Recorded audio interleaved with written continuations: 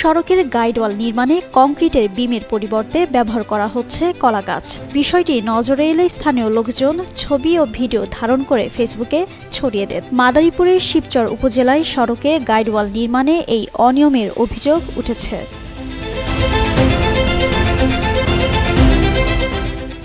ঘটনাটি শিবচর উপজেলার শিরোয়াইল ইউনিয়নের ৭ নম্বর ওয়ার্ডের চরকাকাইল চৌরাস্তা মোড় এলাকার। স্থানীয় লোকজন বলেন, নিম্নমানের নির্মাণ সামগ্রী ব্যবহারের পাশাপাশি মাটির ওপর কলা গাছ রেখে তার উপর ইটের গাঁথনি দিয়ে গাইডওয়াল নির্মাণ করা হচ্ছিল। চরকাকাইল এলাকার একটি মসজিদের সামনে প্রায় ৩০ মিটার অংশে এভাবে কাজ করা হয়েছে। বিষয়টি নজরে এলে স্থানীয় লোকজন ভিডিও ধারণ করে সামাজিক যোগাযোগ মাধ্যমে ছড়িয়ে দেন।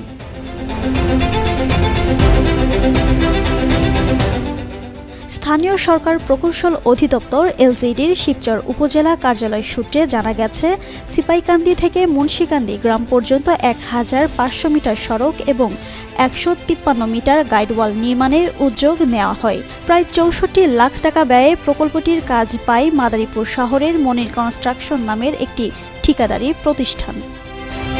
এদিকে সমালোচনার মুখে কর্তৃপক্ষের ওই অংশের ইটের গাঁথনি ভেঙে কলা গাছ সরিয়ে নতুন করে নির্মাণ কাজ শুরু করেছে।